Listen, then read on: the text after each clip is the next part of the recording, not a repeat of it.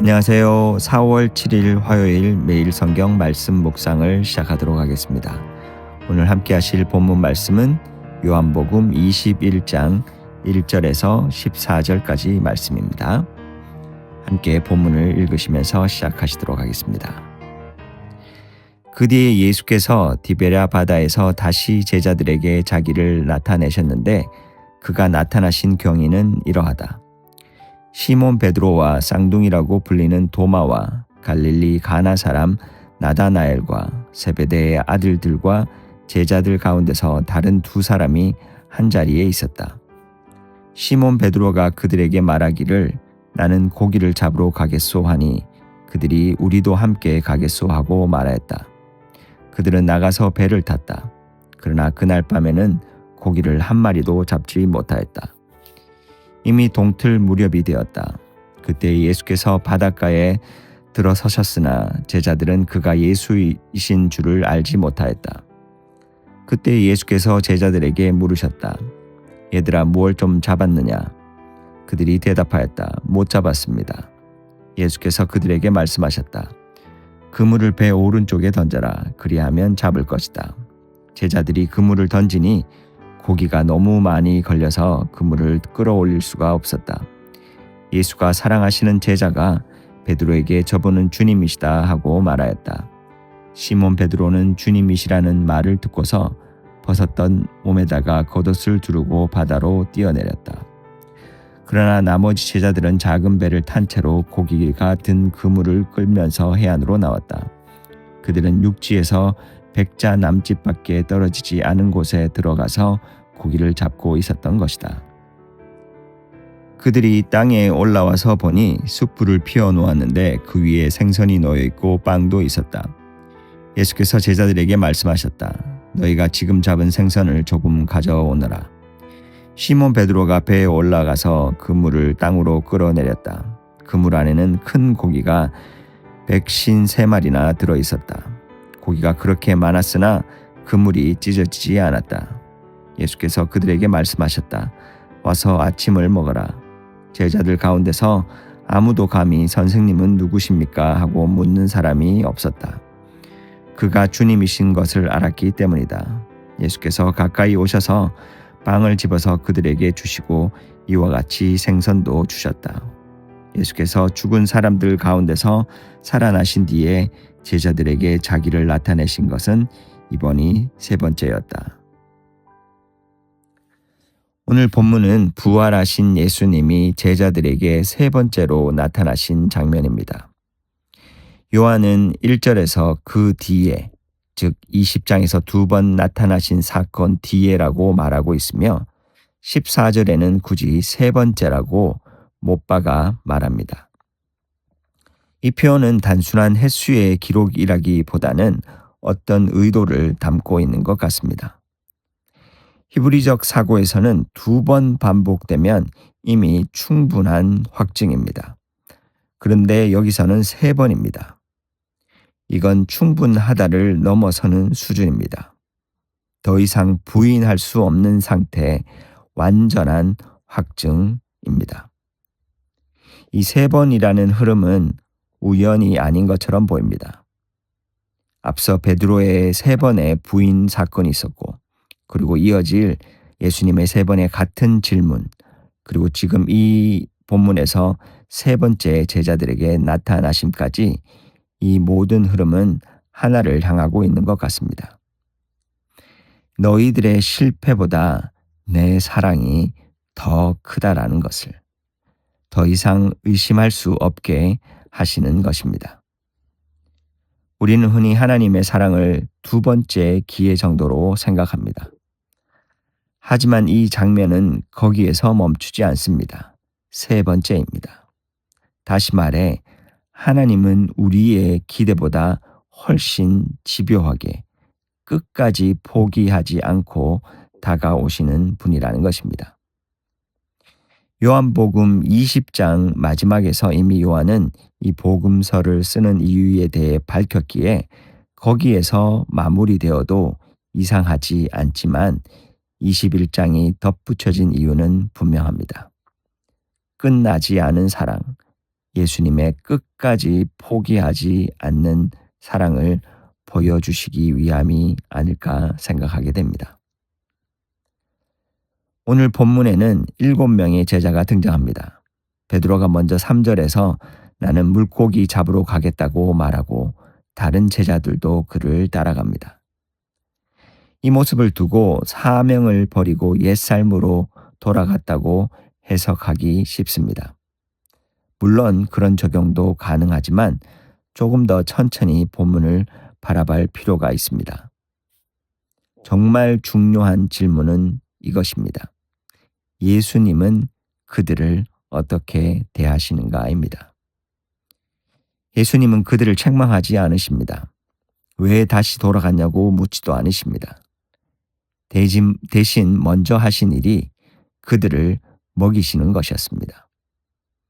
밤새도록 아무것도 잡지 못한 그들에게 다시 그물을 던지게 하시고 이미 숯불 위에 빵과 생선을 준비해 놓고 기다리고 계십니다. 이 장면은 굉장히 현실적입니다. 제자들은 여전히 무엇을 해야 할지 모릅니다. 부활을 보았지만 방향은 여전히 흐릿합니다. 그런데 예수님은 그 상태를 문제 삼지 않으십니다. 앞서 직접 보고 만져보기 전까지는 믿을 수 없다던 도마를 향해서도 만져보라고 하셨던 것처럼 여기서도 제자들의 상태를 있는 그대로 받아들이십니다. 이 모습은 불편할 정도로 솔직합니다. 우리는 보통 부활을 믿는다면 분명한 사명을 가지고 살아야지라고 생각합니다. 그런데 실제 우리의 모습은 그렇지 않습니다.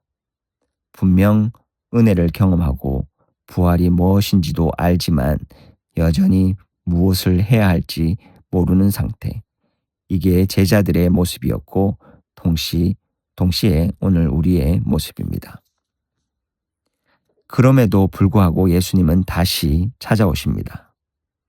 우리가 준비됐기 때문이 아니라 여전히 부족한 상태이기 때문에 오시는 것입니다. 오늘 이 장면은 제자들에게 과거를 떠올리게 하였을 것입니다. 제자들이 처음 예수님을 만났을 때도 같은 바닷가에서 밤새도록 수고했지만 아무것도 잡지 못한 상태였습니다. 빈 배.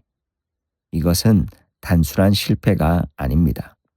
우리의 실존의 모습을 보여주는 것입니다. 예수님을 만나기 전에도 그리고 만난 후에도 우리는 어느 순간 빈 배를 마주합니다.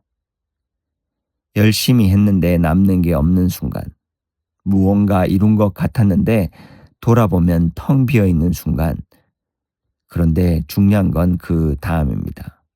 그 빈 배의 자리에서 언제나 예수님이 먼저 찾아오신다는 것입니다. 요한복음 1장은 묘하게도 제자들이 예수님을 찾은 것처럼 보이게 시작합니다. 하지만 마지막 장인 오늘 본문은 분명하게 말합니다. 제자들이 예수를 찾은 것 같지만 사실은 언제나 먼저 찾아오신 분이 계셨다라는 것을. 내가 뭔가를 잃었다고 생각하는 순간에도, 내가 신앙적으로 성장했다고 느끼는 순간에도 결국 우리는 다시 빈배를 발견합니다. 그리고 그때 다시 예수님을 발견합니다.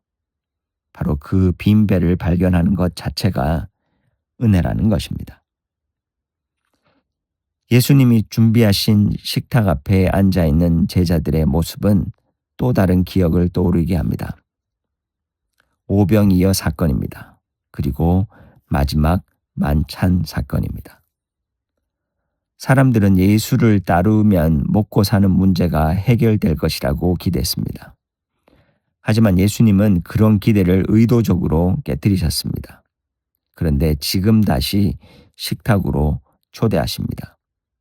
이것은 단순한 식사가 아닙니다. 너희가 가진 것으로 사는 것이 아니라 내가 주는 것으로 산다라는 것을 다시 가르치시는 장면이 아닐까 생각하게 됩니다. 그리고 이 식탁에서 지우고 싶은 기억도 함께 올라옵니다. 특히 베드로에게는 그렇습니다. 숯불이 피워져 있습니다. 이 숯불은 단순한 배경이 아닙니다. 얼마 전 예수님을 3번 부인했던 그 밤에도 자신의 몸을 녹이던 불이 있었습니다. 그는 그 불 앞에서 예수님을 부인했습니다. 그리고 지금 같은 불 앞에 다시 서 있습니다. 예수님은 그 아픈 기억을 없애지 않으십니다. 오히려 그 기억을 끌어오십니다. 우리는 새로운 삶을 생각할 때 아픈 기억들을 지우려고 합니다. 하지만 부활의 삶은 다릅니다. 그 기억을 없애는 것이 아니라 그 기억을 통해 다시 서게 하시는 것입니다. 너는 그때도 나 없이는 아무것도 아니었고 지금도 그렇다라는 이 사실을 깊이 깨닫게 하십니다. 그리고 바로 그 자리에서 회복이 시작이 됩니다. 부활은 먼 이야기가 아닙니다. 특별한 순간에만 일어나는 사건이 아닙니다. 바로 이런 일상의 자리, 실패의 자리, 기억하고 싶지 않은 자리에서 시작이 됩니다. 우리는 이 본문을 읽으면서 쉽게 결론을 내리기도 합니다. 이제는 모든 걸 내려놓고 특별한 사명을 가지고 살아야 한다. 하지만 오늘 본문은 조금 다른 방향을 가리키는 것 같습니다. 예수님은 제자들을 일상 한복판에서 다시 만나십니다. 고기 잡는 자리에서, 실패하는 자리에서, 그리고 식탁에서. 사명은 장소의 변화가 아닙니다. 그리고 직업의 변화가 아닙니다. 사명은 방향의 변화입니다. 같은 일을 하더라도 그리고 같은 자리에 있더라도 그 근원이 예수님께로 옮겨질 때 그 삶은 이미 부활의 삶인 것입니다. 부활하신 예수님은 완벽해진 사람을 찾지 않으십니다. 여전히 방향을 모르는 사람, 여전히 실패를 끌어안고 있는 사람에게 다시 찾아오십니다. 그리고 먹이십니다. 그리고 다시 시작하게 하십니다. 오늘 그 식탁에 다시 앉을 수 있는 저와 여러분이 되기를 간절히 소망하며 함께 기도하시겠습니다. 하나님, 오늘도 이 말씀을 통해 빈배에 앉아있는 저희들의 모습을 보게 하시니 감사합니다. 채우려고 애썼지만 여전히 비어있는 저희들의 모습을 숨길 수가 없음을 고백합니다. 그럼에도 저희를 포기하지 않으시고 다시 찾아오시는 주님, 그 사랑을 외면하지 않게 도와주시옵소서. 저희들의 삶의 방향을 다시 주님께로 돌리게 하시고 일상의 자리에서 주님을 다시 만나는 은혜를 허락하여 주시옵소서. 저희들의 과거의 실패와 아픔마저도 주님의 손안에서 회복의 도구가 되게 하시고 오늘 이 자리에서부터 부활의 삶을 살아가게 도와주시옵소서. 그렇게 오늘도 우리를 도우실 주님을 기대하고 찬양하며 예수님의 이름으로 기도합니다. 계속해서 우리 공동체 가운데 기도가 필요하신 분들을 위한 기도와 이 어지러운 세상과 여러분의 개인적인 기도를 드리시도록 하겠습니다.